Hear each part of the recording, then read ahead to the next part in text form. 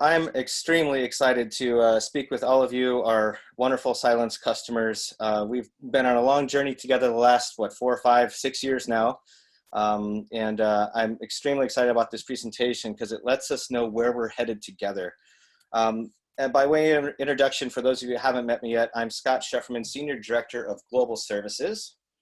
And I've been here at Saillense for probably 3 years or so. Before that, 17 years supporting the DoD and intelligence communities. And I've really come to understand the vendor space in the last 3 years here at Saillense in a way that I never anticipated before. What I've really appreciated the most is aligning what we do to what you might call an organization's mission. And that's exactly what we intend to support. In fact, our mission is to support every user and protect them, every user under the sun and every device under the sun. And we'll talk about that more, especially now that we are a BlackBerry Saillense, which we'll conclude with at the end of this presentation. So without further ado, yeah, we've come a long way. So we're going to talk about where we've been, where we are, and then where we are headed at the end. It'll kind of be like going on a roller coaster ride at Santa Cruz, where the biggest drop is kind of saved for the end, and I can't wait to get you there. So as we go through this deck, what I really want you to get out of this, one thing to walk away at least, is the ability to message inside your organizations why you've partnered with an AI company called BlackBerry Saillense, and what that means going forward, and why it's so important to have done so. So let's start in the news. So it's always great to start within the news. I would love to see a show of hands, but I can't. But I'd love to see a show of hands. How many people heard about the Shadowhammer event that was revealed yesterday in the news? Basically another supply chain attack, much like CCleaner, that I know many of you have had to deal with.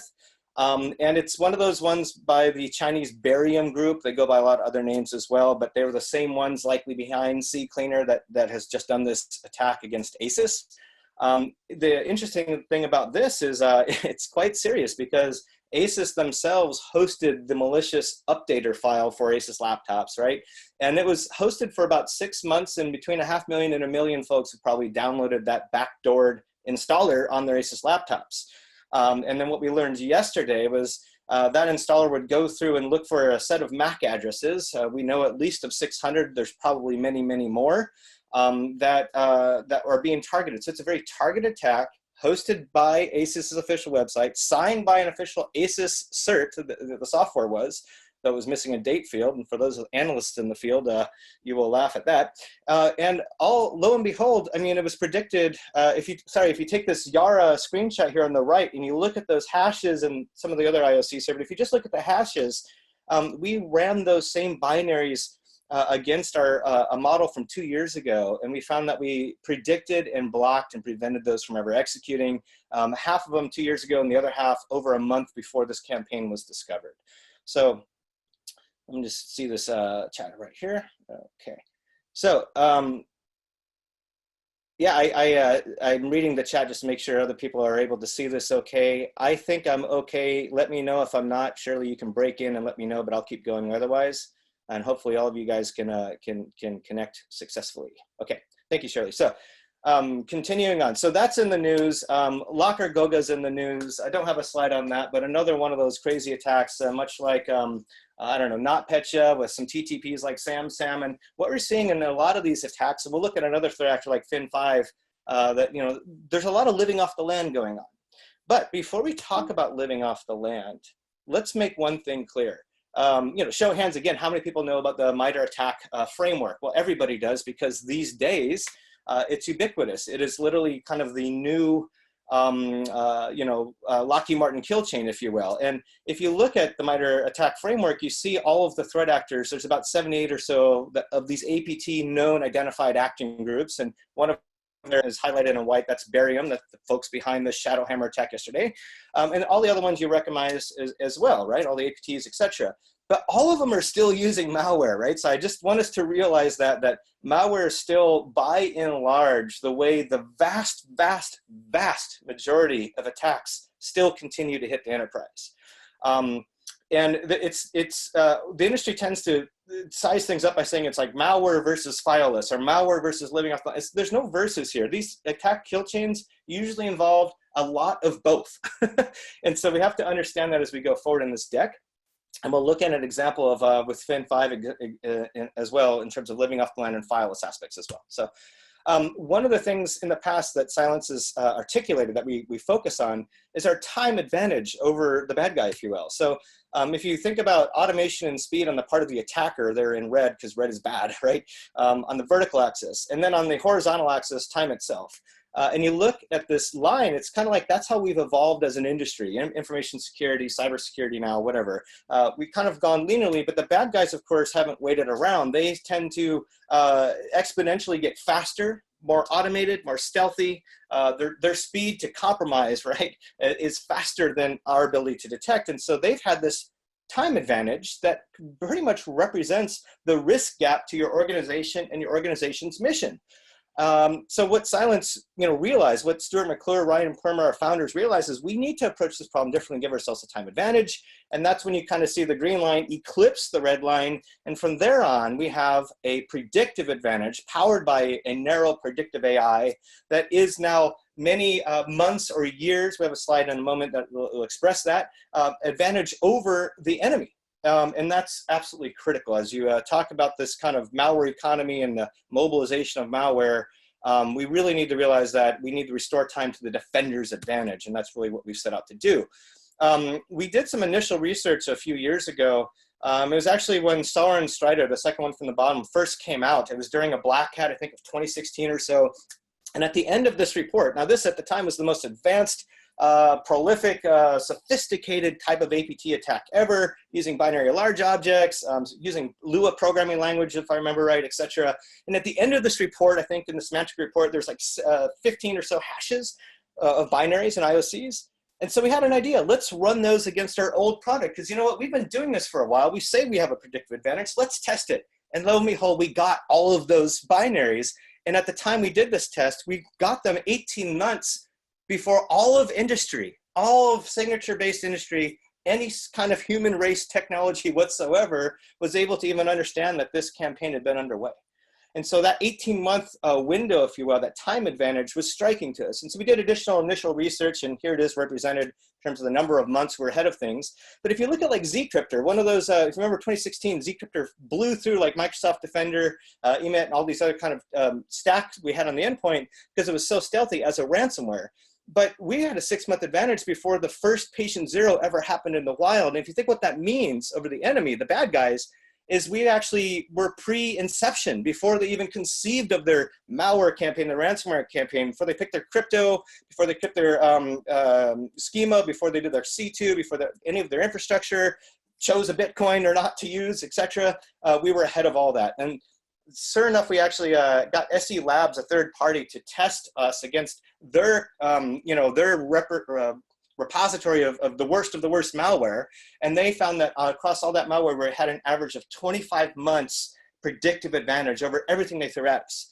And to us, that was actually remarkable, over 2 years, right? So, all right, I think you guys get it, especially as customers, but I want us to maintain this momentum because what we see in terms of how this affects our organization is represented by the next couple of slides that I'll build out via automation. If you think about the kill chain on the bottom, moving left to right as kill chains tend to do, right? You have the malware economy, whatever happens there. At some point, they try to execute malware. Then there's a callback, there's lateral movement. And at some point, they get your credentials. And then there's data exfiltration at the back end, right? Genie's out of the bottle. But let's look at like the amount of risk and work you can do before execution. There's not a whole lot. Maybe an email filter and maybe some threat intelligence coming from the deep dark web on domain squatting using hackeries. But really, the bulk of the problem, the security problem, if you go to RSA and you look around and you're overwhelmed by blue lights, it's because this problem space, it's all the risk represented between primarily execution and credential part of this kill chain. It's the hardest part of doing the job, the lateral movement, all the living off the land, all the PowerShell, all the command and control ways of obfuscation, everything that, execution itself, anything that's in this space is the hard work and also represents the risk to the organization. And if you get to credentials, the genie's out of the bottle. By and large, we do hundreds of IRs a year, hundreds, thousands of compromise assessments, right, we've done. And by and large, once credentials are popped, the rest of the bad thing is going to happen, and you're not often able to get ahead of it. The genie's out of the bottle. So now let's look at life with a predictive advantage, right? And this is ends up being an analog with where we're going with our unified agent we'll speak about at the end of the presentation. But really, if you think about what we've done there on the left is in blue. AI has done the hard work ahead of time so that you don't have to. We've done this prediction pre-execution so that the endpoint finally gets quieted. Now, when I say we've done the hard work, I want you to realize this is not some black magic, fancy math thing we did.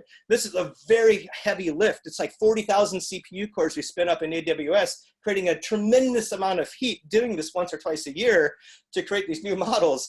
And we're looking at over 1 billion files and many hundreds of thousands of features across those files. If you look at the number of features you can extract from one PE, it's literally 4.8 times 10 to the 344th power. Put that in a calculator, it comes back and it literally reads out the word infinity. Try it on your laptop or phone. It's hilarious. But out of those, out of that infinity feature set, we're looking at 300 billion features, and in ways that humans don't even know how to look at those features to correlate and understand what the known universe of bad software actually is. But we've done the work ahead of time. And the point is, in the middle, where there was a bunch of red horizontal lines and risk, now there's only a signal. And that signal is what allows you, and as an organization, to finally lean forward. It's literally why you bought Cylance, why you are our partners. It's so that you can turn all these pain points of alert fatigue and correlating and doing all the stuff up in the cloud after you've enriched it and vectorized it and everything else. And we also have AIs for optics to handle that middle section, but now it's a signal. It's not a noisy, massive cloud of work. And we'll talk about persona as well when it comes to compromised user accounts, but there are ways to apply AI to these key critical choke points in any kill chain. And so we turn these points of pain into what I like to call points of joy for the organization. The bottom right, positive ROI. How many security solutions in the world have ever given you an actual positive return on investment, right? So here we go. You get it, right? So here is a legacy notional kill chain that you've probably seen me present in years past. Again, this is the linear version, like a Lockheed Martin kill chain, and execution sits right where it does on purpose. When we do our compromise assessments, the stuff there in the green, again, is that bulk area. So this is how we used to talk about things as industry, but the last 3 or 4 years, right, examples, we've actually seen the industry go towards the MITRE ATT&CK framework, right? It's a much broader set across 11 areas of tactics. See initial access on the left. It does kind of move left to right-ish, but C2 is over on the far right for some reason. No matter. Underneath these giant categories of tactics, there are those numbers, which are the set of techniques that we as an industry have contributed to the MITRE ATT&CK framework, and they have extracted and say, these are the ways we know the bad APT groups, like those 78 groups we saw in the beginning of this deck, know how to do things underneath these tactic categories, right? So this is like the world of MITRE ATT&CK through a lens. And we'll continue to use this lens as we build out. Of course, I have another deck that goes for an hour where I talk about all the TTPs and all the tactics, I should say, associated with each of these tactics. And the ones in white are ones that you recognize right off the bat as giving you problems, right? Causing you pain, emotet. But one of the things that's common about all of these tactics today is that they're all seem to be moving at what you might call the speed of computing. They're automated, they're scripted out, the exfiltration or the destruction can happen almost automatically. The second a button's hit across a SamSam environment or like Locker Gaga. There's so much going on right now that's moving so fast that if you're not addressing it or able to address it at the endpoint, and if you're waiting on the cloud to do the correlation for you to tell you something bad has happened with an ED at the end in past tense, it's going to be too late for you for some of these fast-moving destructive worms, for example. So we'll look at this, and we'll use Fin5, right? Anybody financial on the call will recognize these guys right away. They're the folks behind raw point-of-sale, raw POS software, targeting carding data on POS endpoints, of course. These guys have been around 10 years, killing it. One of the reasons they're killing it is they're not using 0 days. They're not using remote exploits like Eternal Blue and anything else that comes up, struts, etc. They're not using spear phishing, which we still say a vast majority of attacks normally use. Instead, they're hiding out in EasyLand. They're literally using all of the credential dumps that have been taking place over the last several years that are constantly ahead of our password policies and our ability to manage those identities. And actually, pause there. There's over 10 billion records out there of our username passwords. There's only like 6 or 7 billion people the last time I checked on Earth. Do we have a problem with passwords? Are passwords dead? Yes, passwords are dead, but from a bad guy's perspective, like Fin5, long live passwords, because they are using them to get into RDP. They're popping them, they're using, working with POS vendors subversively to obtain those password lists to go right into the organization. Anyway, so you get the idea of what Fin5 is about and how they kind of live off the land and use creds rather than use, you know, malware and all the other things, right? So they do use malware, raw POS, but that happens at the end of their kill chain, right? See how it goes? So MITRE ATT&CK covers a lot of what they do, but not all of their TTPs. We know because we've dealt with these guys in our IRs a ton. This is a screenshot of the tools that MITRE ATT&CK says that they use, and it's completely accurate. It might not be the whole set, but it's true. And what you get out of this is basically these guys are using legitimate stolen creds like we talked about, and they're largely using living off the land or LOL fileless type of attacks. We won't go into the industry jargon around what we mean by fileless. Usually fileless actually does include a file, you know, PowerShell or writing to the registry, writing to disk or something like that, but we won't go into that. We'll just describe these guys as basically living off the land, and for our purposes, that's what we mean by fileless, right? And you go across all these different tactics that they've used, you know, eternal remote services, credential dumping, redundant access, right? So I'm gonna map out across the top those tactics that these guys are known to use. And the ones in blue there at the end are ones that MITRE ATT&CK doesn't account for. So everything you see here, I've pulled from MITRE ATT&CK and just plopped into the same lens that we've been looking at. And if you look across the bottom, you see there's about 15 different individual techniques under those respective tactics in whole that we as a human race and industry understand about Fin5. And so now as Silence customers, you're saying, okay, cool, show me how you guys address this. Show me your coverage, right? Because the industry's coming at you hard. Post RSA, there's a lot of third-party testing saying, show me your MITRE ATT&CK coverage. And I have air quotes around the word coverage. And before I show you, realize something about this, and we'll message more about this in the future for your benefit.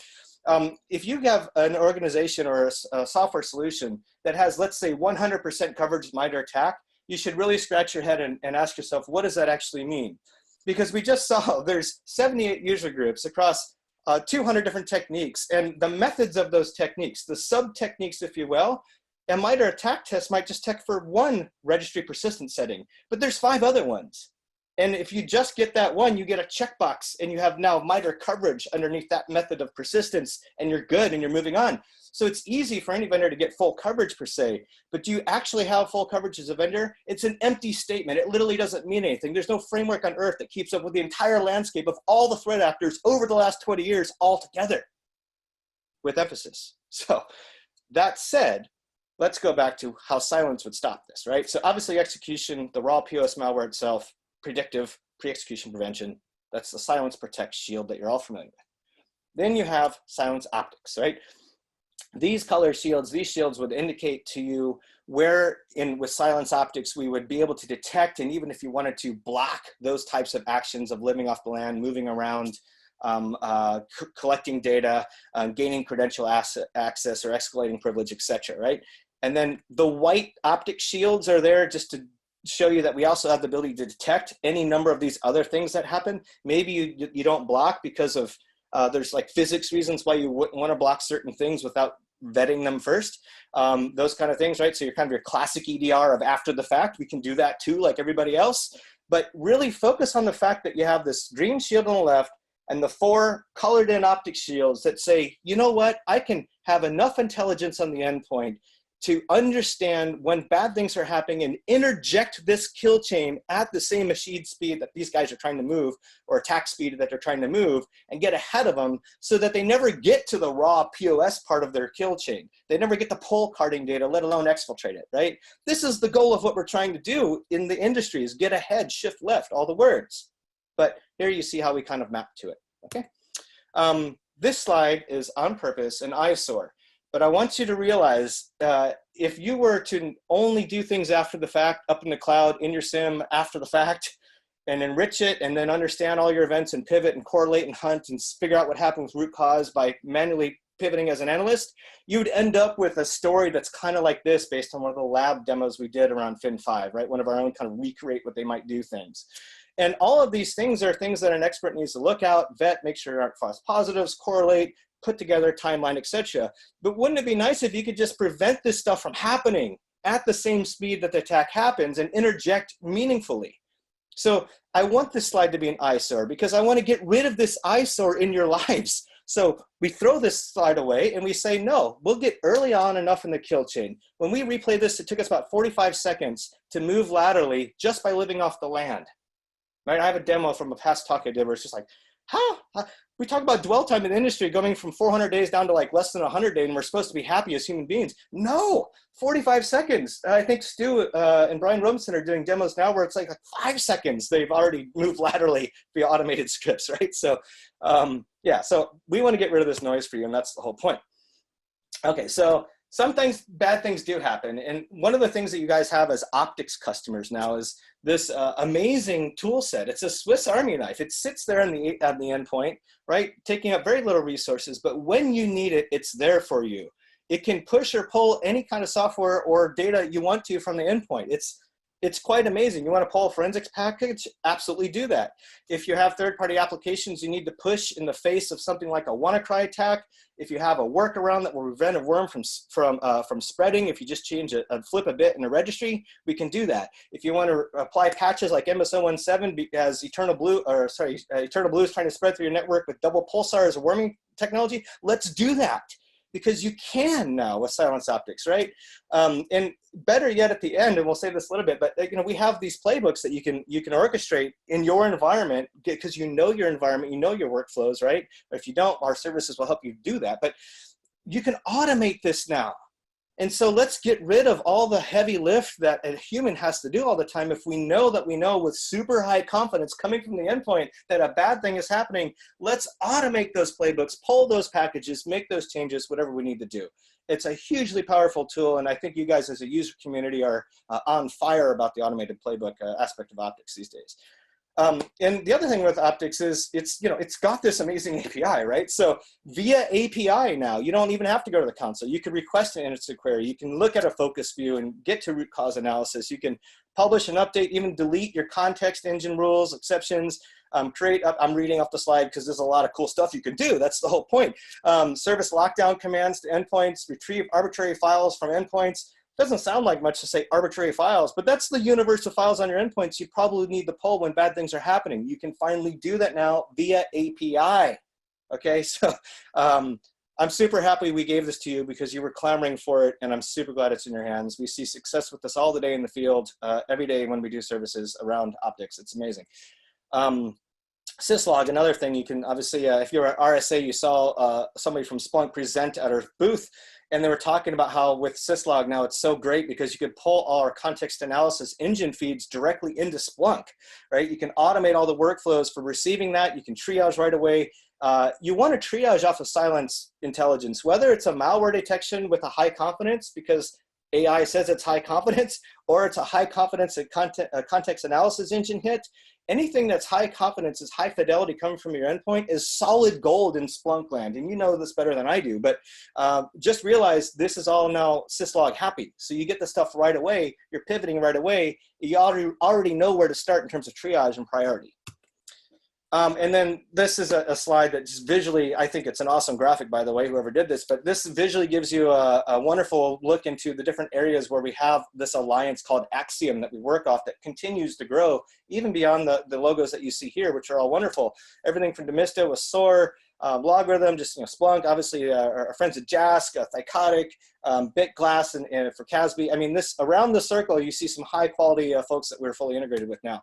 And then I sort of like to say there's much more and we can talk to you about it. Okay, so I got to my favorite part of the whole thing, right? I told you we're going on a roller coaster. Now it's time to click, click, click towards the top. Now it's time to go down. And hopefully you're keeping up with my pace because like we said, we have a lot to cover. So we've built this thing and we've been hard at work at it, probably 18, 20 months now or so. And we've built this thing that's a Silence AI platform. Now every vendor says they have a platform. We get it.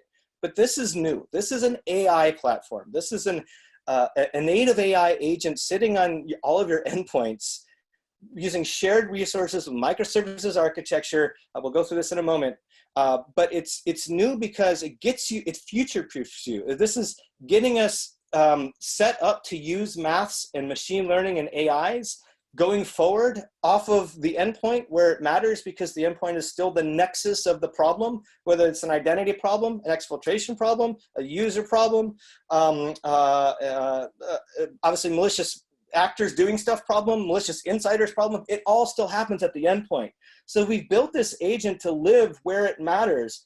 And we built this agent so we can hot plug in new machine learning models that help us solve things with high fidelity, high confidence in the future. This is why you're still partnered with Sailence, because you know we can bring this to you. If you look at this platform and kind of from this perspective here, you see that it's all about the outer ring.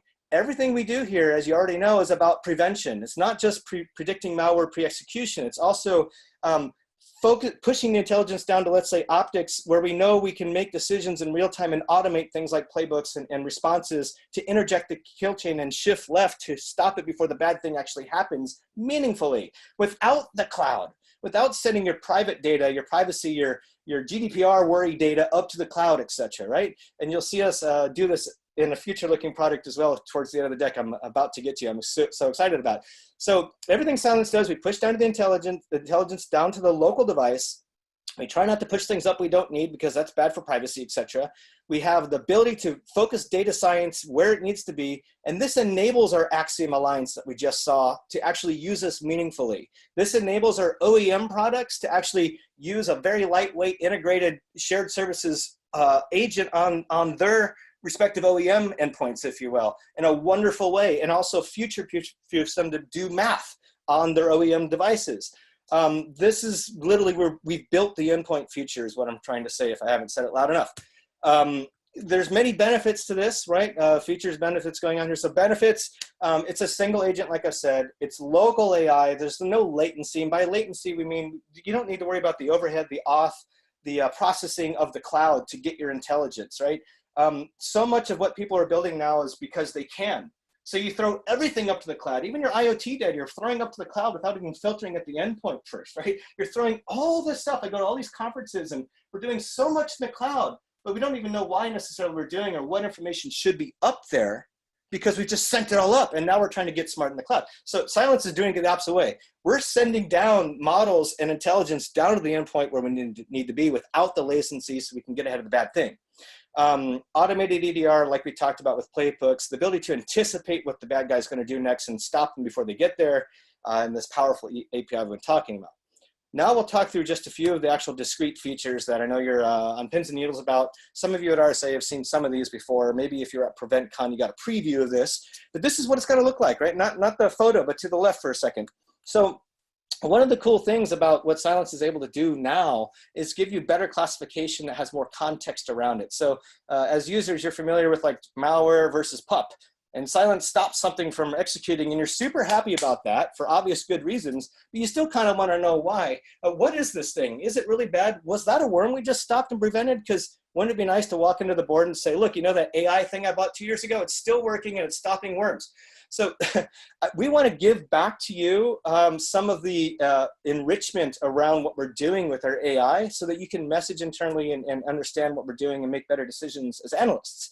I have a slide about that in a moment. But so we're also introducing what we call risk levels, so you know how to triage better. And our taxonomy, which you do see there in the photo, is represented in the photo. I don't know if it'll appear exactly like that, but we'll show you like, look, this is very similar to things that are in WannaCry. It's also known to have ransom component, and it's wormy, or it's using an embedded portable executable, or it's got aspects of Quackbot and SFX, oh, by the way, and it's using, maybe it's being packed with something. So you see how you can kind of make quick decisions in this kind of cascading taxonomy that we've figured out. We've coaxed this out of our AI. And that's what's so exciting. Our AI is starting to tell us back as a vendor even, let alone you as customers, why it's making the decisions it's making so you can be better analysts. Okay, role-based access control focused, centered around like need-to-know concept based on job functions with much more granularity. You all have been asking for that. We've delivered. Additional memory forensic protections. I won't go into the details of those, but doppelgangers, like when a process is trying to write and right before it writes to disk, it gets interjected and duplicated and then used for malice. Child processes where the parents modified the memory permissions. That's a bad thing. Well, we'll be able to stop that now. Protection from one process modified modifying something adjacent, not the parent, but something adjacent that it didn't even own, we got that, right? So this is new memory defense protections keeping up with the threat landscape. Scalable grouping. This is huge. It boils down to like tags. We want to be able to scale the grouping. That's always been a challenge for every vendor, including us. So now we have a way to do this. We have a way to assign multiple tags or labels, if you will, to each kind of group or thing rather, and then make groups out of combinations of those tags, and then also filter based on those tags. So you get quicker resolution and pivoting through the dashboard to know what you're looking at. Script control. We've been great against PowerShell one-liners, two-liners, etc. We want to keep up with that landscape. I mean, every week there's probably 5 or 6 different ways to misuse PowerShell and live off the land. We will continue to keep up with that. We have some new stuff that we're releasing with this unified agent coming out. And obviously whitelisting, you guys have been asking to be able to do this by parent process. Okay, we got you, and some new controls around that. So these are the features, right? I've done benefits and features. I did the Kirby vacuum thing. So now we have my favorite part. So we are an AI company, as you guys all know, right? We are now maturing that machine learning model. We have been over the last, whatever, 6th or 7th iterations of our own internal kind of generations of models, if you will. But beyond that, you can't, when you build an AI, you don't just get to go from step 1 on the left and get to step 5, no matter how much money, time, data scientists and technology throw at it. You have to evolve your AI. We started doing this in 2012 when we were at step 1, right? Classifying things and understanding how to predict things, training in the cloud like most everybody else is doing still as well. Step 3, enhancing our models, getting larger feature sets, like 3 million feature sets or and a billion samples. But let's focus on step 5, because that's where things get interesting. If some of you follow like the field of AI in general, right, more abstracted, DARPA describes these 3 waves of AI that will come upon us as a human race. Describe, categorize, and explain. When we want the AI to get us better as humans, we have to ask it to explain itself. We have to remove some of the veil that normally might happen in an unsupervised kind of a type of model of training. Now we do supervised and unsupervised. We do many different methods inside of what we do when we build modeling, but just in certain areas, we want to know why it makes the decision it made. In our case, of course, why is this malware actually considered malware? Why should I believe you, AI, right? So we're giving back to the analyst. And the other thing is we're going to give you some interpretable insights that are meaningful to you as an analyst, so you actually make real-time decisions in the face of a threat. And then the robustness aspect is interesting as well. You read about adversarial machine learning being able to mess with vendors that are using like basic machine learning automation. And by and large, that's true. The field of adversarial machine learning is actually accelerating very quickly, but we're so far along in our AI. We've been doing this so long, years before the rest of the industry. And I'm fully on a soapbox right now and proud of it, but proud of our data science team. But really, we have so much robustness in this model because of complexity, because of different angles, because of how we're looking at things, because also our data science team spends a lot of time trying to break our data science. They have the right pedigree to know how to break and do adversarial machine learning and other tactics to break us. So we're breaking ourselves always. And we're at a state of robustness now where we're very happy. Let's put it that way. So right, we have this thing, right? We talked about explainable AI. We're fast approaching as an industry the need to have new metrics, right? So we need to be able to have a predictive advantage metric that says the number of days that your predictive AI, whoever you are as a vendor, is able to anticipate and predict the problem it's designed to solve, right? So we want to start measuring that. Why? So that we know if we're getting better against the overall broad adversary space. We know if the cushion of time advantage that we have is getting shorter or longer. In our case, we know it's getting longer. We still have models from October 2015 getting today's most advanced malware out of the box without any connection to the cloud. Let's start measuring that, okay, as an industry. Let's start measuring, too, how long it takes an analyst to make an informed decision based on the ability to have intelligence local on the system and inform that analyst. So you want to make a decision based on confidence. So do you have enough confidence to make a decision fast enough to make a difference? That is the metric we need to start working for. Now, whether that decision is an automated decision or a human decision, break that out and start measuring that as a SOC or as an analyst, as an organization. So the next thing, okay, so this gets us to where an example of where we're going. And if you were at RSA, you probably saw a preview of this where you actually got to step up to the keyboard and demo it even. So yes, I'm speaking about Persona, I'm getting there. So look, we have this fully extensible thing we've built with full API access. It's built on a microservices architecture, which allows us to hot plug and plug in and plug out different machine learning models, different types of feature sets, etc., without requiring an agent update. Right, so we've built this AI platform that it's future-proof by definition, by how it's designed. And then also we have an agent that has optics functionality. It can do anything it needs to do on the agent. So never mind Tanium, we have you covered. You can do all the things you need to do, right? You can push whatever you need to push, pull what you need to pull, get things done. So now if you have like an UABA project, you've had this UABA project going on for 18 months or 2 years now, you have the intelligence that's meaningful about whatever insiders or this or that about coming out of UABA, but can you take an action meaningfully on the endpoint from that UABA intelligence platform that you've built? Well, let's do that now. That's what this API structure is for, right? So allow us to be the actuary to get things done on the endpoint based on your Axiom, based on your other technologies that you're pushing from. So here I go. I'll take a breath and say, I'd like to introduce to you Silence Persona. Persona best represents, in my mind, right, in our mind, where we're headed and why we're headed there, right? It's an AI-driven behavior and biometrics analysis engine. And that's a lot of crazy words, and as you read them, you still don't know what it is. But let me describe it differently. I came from a DoD field, right? And the idea that I can authenticate a person at a point in time and know that they're that person throughout time is a challenge the DoD never has solved to this day. We have PKI, we have high confidence, we have the ability to revoke a cert, we have trust built in, but it's all still happening at point in time aspects, right? So you can steal a username, password, and even a PKI session because the user is authenticating for you, inserting a CAC card, right? But let's see what happens when we have to answer the question, how do I do this over time continuously? How do I address this password problem when there's 10 billion records out there and all of our passwords are effectively dead? How do I address problems like most people employing two-factor authentication over SMS, which is entirely broken for any kind of meaningful operation where you need mission cadence? How do I address these problems? Well, this is what we're building, Silence Persona. So benefits kind of slide, right? So top left, it's AI-driven, it's biometric, so it knows who you are based on how you move and the other aspects of like how your arm articulates when it's using a mouse, the distance between keys and how your fingers hit keystrokes, the cadence, the pressure, all these kind of aspects of typing on a keyboard. It uses biometrics in terms of how you as a user interact with your machine. Do I right click and paste, or do I do Control V, or these kind of things? How do I get around normally as a user when I first log on, right?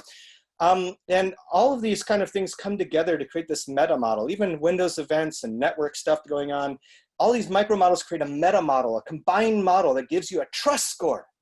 And this trust score in the middle is front and center for a reason. It's a signal that you finally have that the human being at the keyboard is the human being you think it is. And that's paramount, and from a number of different angles, of course. Insider threat, audit who was at the keyboard after the fact. When you share username and passwords in like DoD or like oil rig environments where you know your users are sharing logged on authentications, wouldn't it be still nice to know whether it was Bob or Sue that was at the keyboard when the big button was hit? From an audit perspective, there's so many other aspects to this, but like kill chain, our user level processes are those things are getting interjected to. It's when we open up Excel with an IQY file that runs something like .NET and inside of the application, all .NET, it's happening in a user level process, right? I want to know when that process is not the thing I thought it was, right? So this is what we're building. So you got a continuous user trust there on the far right, which is the continuous auth kind of aspect I'm speaking to the whole time. It's giving you real-time alerts. So, you know, right after Bob has become Sue, you'll start to learn that pretty darn quickly. And that's a signal. That's your red herring, a canary in a coal mine that says, I have an identity challenge on this endpoint. Now should I take an action with optics? Or now should I feed my UABA? Or now should I step up off you and force you to put in a CAPTCHA or to use a duo authentication token to prove that you're still Bob, right? Because I don't think you are anymore, right? And this is all happening locally on the box. This is not happening later with your personal information that's very private up in the cloud. This is happening via locally unsupervised models on the box. So this is new. I know the vast majority of you are nodding your heads and are salivating like I am. So it's also important when it comes to privacy, and I've been hinting on that, but raw data is not leaving your device. Biometric data is not streaming upwards. Models are trained and scored locally on the device, and the data is not stored up in the cloud, right? So from a privacy perspective, everything Sailence does, and I attribute this honestly a lot to one of my mentors, Malcolm Harkins, who's one of the most wonderful speakers around privacy I know, and provides a lot of thought leadership and guidance to our company and our mission and what we're creating. Everything we do, we don't like to send up to the cloud, and this is very much unlike the rest of industry. All right, so I've said a lot about Persona. You can tell I'm excited. I hope you are as well. We'll be able to reach out to you more about that as it gets further put into the product and released. And there's, Persona is something that it will exist in a certain way in the product, right? Largely solving the stolen password credential problem in the kill chain, which is very much on point for today's security landscape. But it can be and will be and should be so much more as we go forward. And we need you as our customers and our customer base as partners to inform us how something like Persona fits into your 3-year identity plan that you're starting to build out, your 18-month identity plan, or your UABA, your integration, whatever it is. Let us inform us so we can mold this to be what it needs to be, which is a high confidence signal that the human being is the human being the whole time. All right, so we are Sailence BlackBerry. I'll look at the time here. I got about 10 minutes left.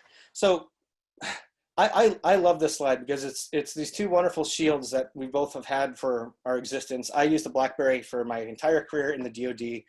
A lot of you are nodding your heads. I love my BlackBerry. Take it away from my dead hands, right? So, but BlackBerry now is obviously so much more, and actually much less to do with anything to do with manufacturing of handsets, right? So they are building this mobile UEM, and they've built it, and they're building the future of what that means. They're also focused on things like automotive sector in a really, really big way. I think the news just from a couple of weeks ago, if I remember right, I think the Canadian government offered $40 million for BlackBerry to help solve the autonomous vehicle problem space for Canada and the West, right? Because here we are. And this has to do with things like vehicle to infrastructure, vehicle to internet, right? Vehicle to X or things around the vehicle, so that vehicles can have that, again, local intelligence to make decisions. You don't want your car to have to go to the cloud before it knows if it should put on the brakes. You need local intelligence. And so BlackBerry is building this out. Now, as you look at these two shields, for those of you on the call that are in the automotive space that already know this about us, we have a phenomenal pedigree in automotive and in security. Everything from production security and incident response to vehicle security to worrying about CANDUS, learning about the entire telematics platform, worrying about the back-end transport of over-the-air kind of transport, certificate authorities. I mean, there's not anything in this space really that we haven't at least touched and have a degree of expertise on. And so when you put these two together, now you have this thing that allows Sailence's skills to expand and influence BlackBerry's platform that they're building. And BlackBerry are already in 120 million vehicles. They own QNX. QNX is one of the most trusted, absolutely the most trusted and secure embedded system for this application there is. And it's not just in just the car, the top tier cars, there's in a lot of the supply chain as well. And so BlackBerry also have other things they have. They have something called Jarvis, which looks at binaries, embedded binaries, et cetera, and breaks them out and analyzes them and looks for vulnerabilities and looks for systemic coding flaws and things like this. Perfect application for supply chain, right? BlackBerry is doing so many things that you may or may not be aware of because they haven't always firmly planted themselves in the quote unquote cybersecurity industry. But if you went to RSA and you looked at our booth, you saw BlackBerry Sailence in big letters, because their full intention is to completely help us carry out the mission and actually protect our mission, which is to protect all the things under the sun, not just the people, but the things. So this also applies to Internet of Things. This applies to OEM and embedded solutions. And again, this is obviously not just anything to do with malware. This is all the AI. This is, as devices stream to the cloud, can we start filtering some of that data before it goes to the cloud? Can you apply algorithms locally to help make better decisions at the edge, much like we do in cybersecurity, but now for autonomous vehicles or robotics or other things, right? BlackBerry has a huge pedigree in healthcare that everybody probably does know about, and many of you on the call also know we have a huge pedigree with healthcare, especially in the way of services. We have gentlemen like Rob Bathurst, who came from Mayo Clinic, who is one of the most knowledgeable folks that would keynote at HIMSS and that kind of thing, that guides a group of consultants that are phenomenal at breaking anything to do with medical devices and patient operational environments, or entire facilities from top-down governance all the way down to device-level security. So we have a huge pedigree as well. So looking forward, what does this mean for you across any industry you're in? At the end of the day, you have the most successful AI company in this space and a massively powerful BlackBerry with ties to government, to all of the G7 governments. I think they're one of the only vendors that can claim that. They're highly trusted. They understand security in their DNA. And you're combining these two forces together in highly complementary ways with very little redundancy. And take my word for it, we've just been merged. And they are letting Cylance stay as an independent business unit subsidiary so that we can keep doing exactly what we're doing for success, but leverage all of BlackBerry's infrastructure, all of BlackBerry's strengths, all of BlackBerry's connections, and all of BlackBerry's wisdom and knowledge around things like automotive and mobile, right? So how can this not be one of the most beautiful marriages ever as we approach an era of AI renaissance? An era of 5G with Internet of Things and even your power meter at your house streaming 5G to the cloud. There's so much geopolitically even going on that make this the right marriage at the right time. And I wish I could stand on a soapbox and scream that out on top of my lungs. This is the right marriage at the right time for all of us. This is what needs to happen, because who else is building a native AI platform, an agent on the endpoint? That is very hard to do. And we've done it, we're bringing it to you, and we're extremely humbled and proud that you guys are our customer base, that we're on, 17 million endpoints now, that we can do things with data and data science that we've never been able to do before because of like this marriage. The future is absolutely wonderful. So please stay with us. I have a few more slides. I'm gonna hand off to Summer again. Summer, are you ready to speak to these? I sure am, thank you. Take it away, and thank you for your time. Thank you so much. I just wanted to run through just a couple of important things to take away. I want to reiterate that you can always go to Cylance.com, resources, user groups, and you can take a look at when our upcoming user groups are and where you can join in. And they're really, really fun, and we'd love to see you at one. You can send an email to usergroups@cylance.com if you'd like to host or speak, or even just to get more information about what we have coming down the pipeline there. And we're happy to answer that for you. You can go ahead and go to the next one. Thanks. Just a couple of resources to keep in mind, and we'll email this out to you in our post-event email. You can go to the support community at any time at support.cylance.com or through your console, and you can post your questions there. You can engage in discussions with our support staff and other users, and you can ask for assistance or log a ticket there to tech support if you need to. We're always online. So you can also, and I highly encourage you if you haven't already, stay current with latest cybersecurity news, and check out our award-winning blog at threatvector.cylance.com. It really is fantastic, and you'll spend all day on there if you really get into it. The blogs are fantastic. If you have questions or need information specific to your account, please go ahead and reach out to your account executive or your technology business partner. We will be answering questions after this webinar again, but if it's something very specific to your environment, that's the best resource to reach out to. But you can also contact for general information about the company or just questions in general, you can call 844-SILENCE, or you can email sales@silence.com. For the next steps, again, I want to reiterate, there's going to be an email coming that has a survey in it. We really need your feedback so that we can make sure that we deliver value to you in these future webinars. We're going to try to have them once a month for you.